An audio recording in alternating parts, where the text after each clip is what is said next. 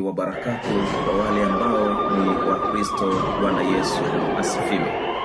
Ndugu zangu, katika yale ambayo leo kwa mara ya kwanza unaweza ukafurahi zaidi ni kwamba هنا تكمن قوة إيران الصاروخية تحت الأرض، منشآت محصنة لردع أي عدوان، صواريخ دقيقة جاهزة للإطلاق في أي وقت وفي أي مكان. هنا تكمن قوة إيران الصاروخية تحت الأرض، منشآت محصنة لردع أي عدوان، صواريخ دقيقة جاهزة للإطلاق في أي وقت وفي أي مكان. Rais Donald Trump ametoa ruksa maalum ya kuiruhusu nyambizi ya kijeshi al-Ghawasatu Nawawiya, nyambizi ya nyuklia kutoka kule ilipokuwa katika milima ya bahari ya Jabal Tariq na kuelekea ndani ya Mashariki ya Kati. Madhumuni yake na shabaha yake ni kuhakikisha kwamba anakwenda kutumia nyuklia, hii ikiwa ni sehemu ya kutoa shinikizo zaidi kwa Iran kuweza kukubaliana na swala zima la negotiation, swala zima la mazungumzo, hasa mazungumzo yanayohusu maswala ya nyuklia. Sasa Iran ameonyesha kombora lake jipya zaidi, kombora ambalo lina uwezo wa kufika Marekani moja kwa moja. Lakini pia juzi Iran amezindua pia nyambizi ya kijeshi, nyambizi ya nyuklia ambayo inazingatiwa kwamba hiya akhtar al-Ghawasatu an-Nawawiyatun fil alam, ni moja kati ya nyambizi hatari zaidi za nyuklia kuwahi kutokea katika dunia. Hii maana yake ni nini? Maana yake ni kwamba Iran haitishiki, Iran haiogopi, na Irani inakukabili kwa namna ambavyo wewe utakavyokuja. Pamoja na kwamba Marekani amekuwa anafanya mashambulizi makubwa mno ndani ya nchi ya Iran, lakini tuliwaambia hapa kwamba dalili zinazoonyesha kwamba Marekani ameshindwa vita hii, Marekani amezidiwa katika vita hii. Madhara, japokuwa vyombo vya habari vya nchi za magharibi zimekuwa havitangazi madhara anayoyapata Marekani au kipigo ambacho anachokipata Marekani kutoka katika jeshi la Iran, yamekuwa hayatangazwi, lakini utaona kwa kupitia matendo. Japokuwa rais wa Marekani Donald Trump amekuwa ni sehemu ya watu wanaocheza propaganda kubwa kuonyesha ulimwengu, kuuhadaa ulimwengu kwamba anafanya vizuri katika vita hivi, pamoja na kwamba anashambulia baadhi ya maeneo, lakini ishara inayoonyesha kwamba rais Donald Trump pamoja na Marekani yake imeshindwa vita hivi na imeelemewa vita hivi ni pale anapotoa maamuzi ambayo yanaashiria kwenda kushambulia katika baadhi ya miundombinu ya kiraia kama vile madaraja, vituo vya umeme, lakini pia vyanzo vya maji vya tahlia vinavyogeuza maji kutoka katika maji chumvi kuja katika maji ya matumizi ya binadamu. Lakini pia kudhihirisha kwamba ameshindwa vita hivi ni pale anapotoa amri ya kuondoka kwa nyambizi ya nyuklia kwenda kuelekea Mashariki ya Kati, akitumia kama kigezo cha kutaka kuilazimisha serikali ya IRGC ya mapinduzi ya Irani kukubaliana na yale ambayo yeye anayoyataka. Lakini pia ikumbukwe kwamba Iran wanampokea adui kwa namna ambavyo anavyokuja ruwaida, yani hawana papara. Ukija kwa njia ya maji watakupokea kwa njia ya maji, kwa sababu wakati hiyo Ghawaswa imetumwa juzi tayari, na yeye amekwisha tengeneza Ghawaswa mpya, nyambizi mpya, amezindua nyambizi mpya ya nyuklia ambayo ni hatari zaidi kuwahi kutokea duniani. Lakini pia wakati anatoa amri hiyo, tayari Irani wanazindua kombora jipya ambalo lina uwezo wa kufika mpaka Washington kwenyewe. Hii ni kuonyesha namna gani walivyojiandaa. Lakini mfumo wa mashambulizi ya Irani kuelekea katika basic za Marekani ndani ya Mashariki ya Kati, ndugu zangu, tusifichane, hii ni ishara na ni dalili kubwa inayoonyesha kwamba Irani ni taifa kubwa.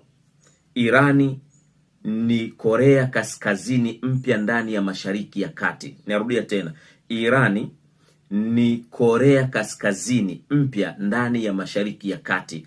Yaani kwamba Mashariki ya Kati imezaa Korea Kaskazini mpya ndanimo.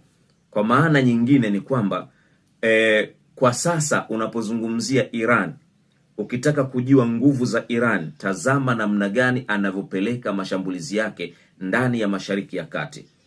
Ikumbuke kwamba Iran amefanya mashambulizi ndani ya Mashariki ya Kati katika maeneo makubwa zaidi ya 4. Kule Bahrain ameshambulia kambi ya Hudairi. Kambi hii ndiyo ghala la silaha mbalimbali za Marekani zilizokuwa zinawekwa. Maana yake ukitafuta drones utazipata pale, ukitafuta risasi utapata pale, ukitafuta makombora utayapata pale, ukitafuta mabomu utayapata pale, ukitafuta bunduki utazipata pale. Irani amekwenda amesambaratisha. Lakini pia amefanya mashambulizi katika kambi ya Al-Salim. Hii kambi ya Al-Salim ni moja kati ya kambi ambazo ni kubwa zaidi katika ulimwengu wa Mashariki ya Kati, ambazo zilizokuwepo pale Al-Bahrain, Jordan, lakini amekwenda amesambaratisha. Hii ni kambi maalum, kazi yake ilikuwa ni kuhifadhi ndege tu. Lakini pia amekwenda kushambulia vituo vya mafuta. Hii yote ni kwa sababu ya kumfanya Marekani kwamba ndege zake za kivita zikose huduma ya mafuta pale ambapo zilipokuwa zinanyonya. Amekwenda ameshambulia moja kwa moja katika maeneo hayo. Lakini pia ameshambulia sehemu ya uzalishaji wa umeme pamoja na maji. Hii yote ni kuwafanya kwamba kulidhoofisha jeshi la Marekani ili likome kupeleka mashambulizi yake holela ndani ya nchi ya Iran. Na amefanya hivyo kwa sababu Marekani ndiyo iliyoanza kushambulia miundombinu ya kiraia nchini Iran. Sasa hatua inayofuata mashambulizi haya mapya ni hatua wanayosema kwamba Irani inakuja katika hatua mpya ya operation, kwamba wameshafanya mashambulizi makubwa ya kusambaratisha kambi za Marekani. Sasa wanakuja kufanya operation. Operation hii inalenga nini? Operation hii maana yake ni kumalizia yale mabaki yaliyobaki katika kambi hizo. Sasa jambo hili limemchanganya sana Rais Donald Trump pamoja na Marekani yake. Na hasa pale ambapo Iran ilipofanya mashambulizi kwenda katika mlima ambao ulikuwa umehifadhi kambi ya wanajeshi wa Marekani, ambao mpaka sasa Marekani imeshindwa kutoa takwimu, imeficha takwimu za wanajeshi hao waliofariki kule, lakini Iran imeweza kufanya mashambulizi hayo katika mlima huo. Hii maana yake ni nini?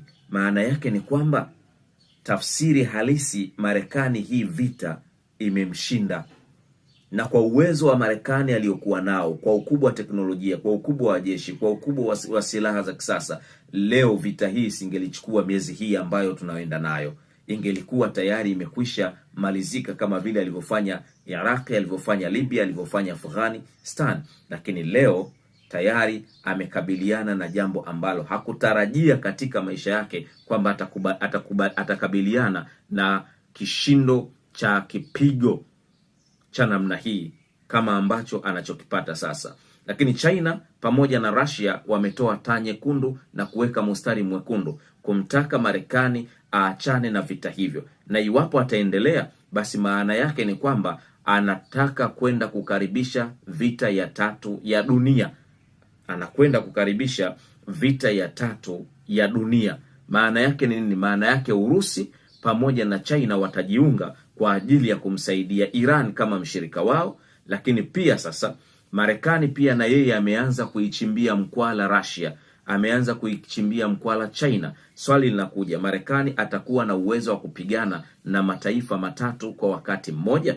Ikiwa tu taifa moja mpaka sasa linamtoa jasho, taifa moja mpaka sasa linamuhenyesha, taifa moja mpaka sasa linamtembeza kucha, je, atakuwa na uwezo wa kupigana na mataifa 3? Ndugu zangu, naombeni support yenu, na waombeni ushirikiano wenu kwa kubonyeza alama ya subscribe ikiwa ndo mara ya kwanza unashuhudilia chaneli yetu hii. Lakini pia usisahau kubonyeza alama ya kengele, kulike, kushare pamoja na kucomment. Ustaarabu wetu ni kutokutukana, Ustaarabu wetu ni kutotoa kashfa. Ustaarabu wetu ni kupeana sapoti ili tuweze kufanikiwa zaidi na zaidi na zaidi. Nyewe mnaona hali yetu ya studio bado changa sana, bado ndogo sana, ndo kama vile imeanza. Kwa hiyo mafanikio ya studio hii ndio upatikanaji bora na uwasilishaji bora wa taarifa zetu kwako wewe. Sasa utakapokuwa unatukana, jambo hili halipendezi, kwa sababu sisi sote ni Watanzania na kila mmoja, na miongoni mwa alama na tabia njema za Watanzania ni kupenda mafanikio ya Watanzania wenzako ili waweze kufika mbali.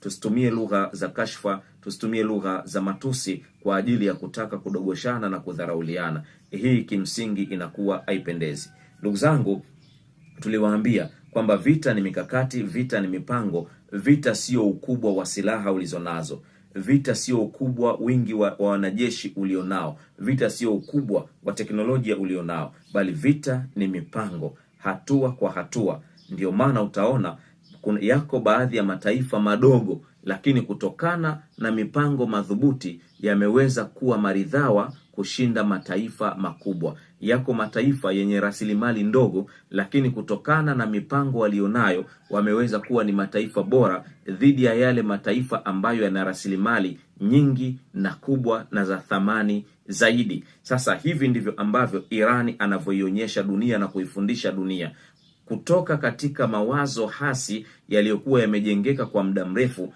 kwamba Marekani ndiyo baba wa kila kitu. Lakini leo tunaonyeshwa kwamba Marekani sio baba wa kila kitu.